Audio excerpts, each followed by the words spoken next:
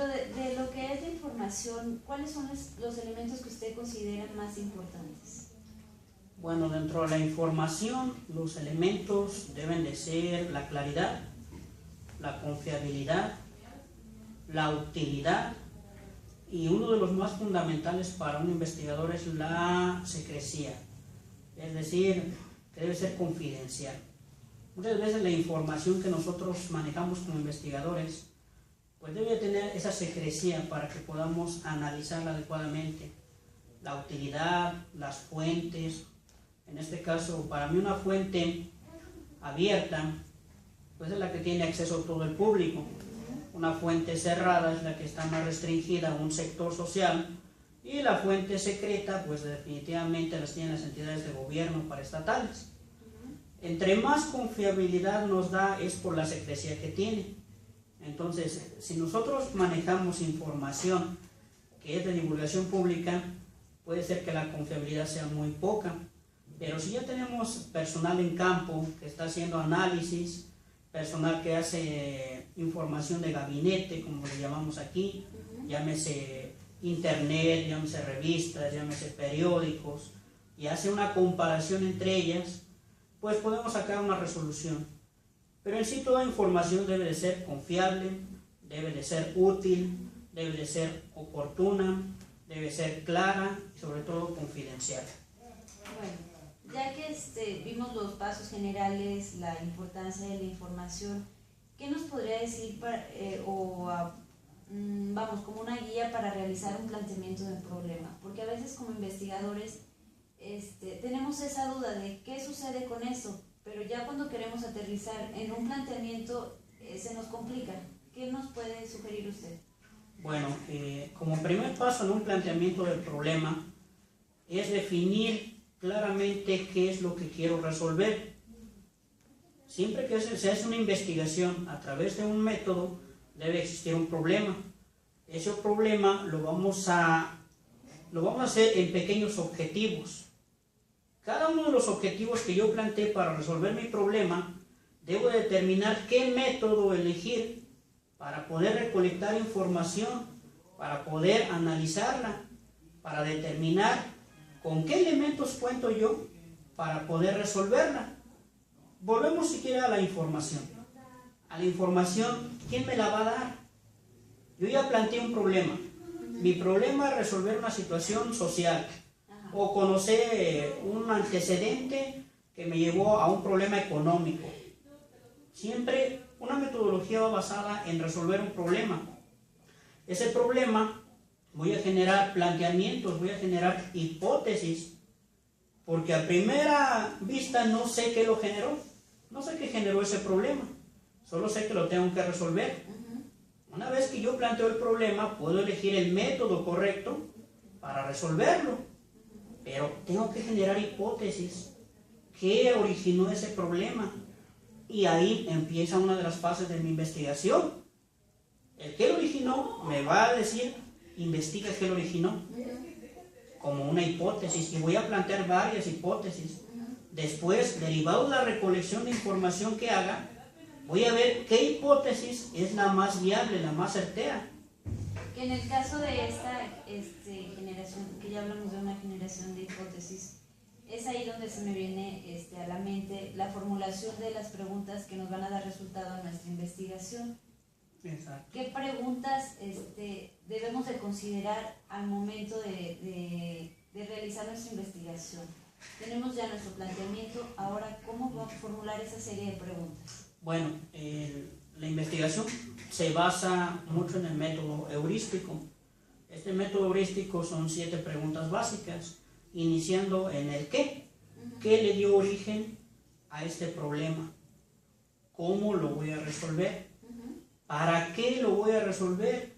Yo ya tengo un planteamiento de problema, pero tengo que ver, pues, qué viable o qué beneficios voy a obtener yo a resolverlo. Siempre que hay un problema es porque hay un desfase, hay una brecha, hay una necesidad que cubrir. Y esa puede ser una necesidad en cualquier aspecto. La metodología no se basa solamente en un punto en particular. Usted lo puede aplicar en lo económico, en lo político, en lo social, en lo educativo, en lo cultural. en cualquier ciencia, arte o disciplina, para ser exactos. En la ciencia, es más, existen métodos científicos ya, que los planteamos así, seguir un método científico de 5 pasos, y empezando con este planteamiento del problema, mi hipótesis, la recopilación de información, hasta llegar a dar un informe.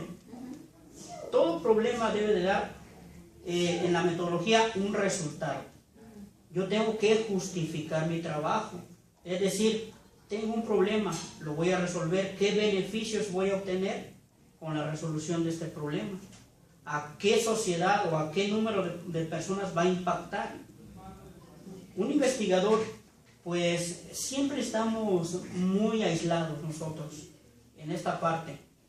En los proyectos que se nos piden pueden ser a nivel nacional, a nivel local, pero lo más importante es que una vez planteado el objetivo, veamos qué método voy a utilizar. Para eso un investigador debe de conocer los diversos métodos. Puedo basarme en un método histórico para iniciar, ¿no? ¿De dónde surge el problema? ¿Qué le dio origen? ¿Cómo evolucionó? Y me voy a los antecedentes en un método histórico. Yo un método experimental, puedo poner grupos de muestra si quiero explicar fenómenos sociales, ¿no? Puedo someter a pruebas a determinado número de personas, puedo basarme en la encuesta, en la entrevista, en el análisis de resultados existentes, en la estadística, en la matemática, en la física, en todas las ciencias que yo conozca. Dentro de estos pasos, que es, si bien es el planteamiento de mi problema, buscar cuáles son mis objetivos a los que quiero llegar con esta investigación, también viene la parte de la justificación de la investigación. ¿Por qué esto es importante? ¿Por qué justificar lo que estamos haciendo? Bueno, cuando justificamos nuestra investigación es porque el problema que estamos resolviendo aqueja a la población, aqueja a un sistema o no permite que evolucione determinado mecanismo. Siempre al justificar nuestro trabajo nos dice el que nos pide el trabajo, ¿no? ¿Por qué me pides estos materiales? ¿Por qué requieres este personal? Esta investigación que me estás pidiendo a cierto sector, ¿por qué? Siempre nos preguntan el por qué, ¿por qué no? ¿Por qué es esto? Yo como investigador debo darle respuesta a la persona que me está pidiendo. Si yo solicito un experto, por ejemplo, en materia de medicina, es porque tal vez quiero resolver un problema de una pandemia, etc. Siempre esa justificación va en cuestión a la utilización del método. Ese método que utilizo requiere de ciertos elementos prácticos que yo debo de tener como investigador. Tal vez requiero personas especializadas que también debo de solicitar. No toda persona que utiliza los métodos es un experto en todos los métodos, eso que quede claro. Yo soy experto en un método, en un tipo de investigación, que es la social. Otros pueden ser expertos en los métodos económicos, estadísticos, etc. Entonces, si a mí me plantean un problema, si es social, sé qué método utilizar, sé cómo utilizarlo. Si van con un experto en una metodología específica, matemática, de cálculo, la que quieran, yo debo de justificar todo este problema, todos los requerimientos prácticos que necesito.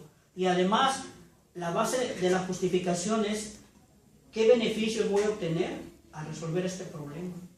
Esa es la principal justificación, el costo-beneficio. ¿Qué beneficio voy a tener y a qué costo?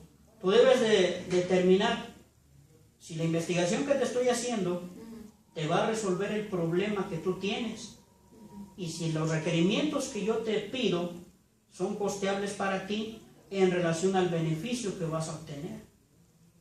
Ok, muy bien, pues bueno, ya ahora sí que para cerrar la entrevista, ¿qué consejos, sugerencias nos podría dar al momento de realizar nuestra metodología? Algo que diga, no pierdas esto va a ser como que tu guía, lo que siempre, si vas por este camino es porque vas por el camino correcto.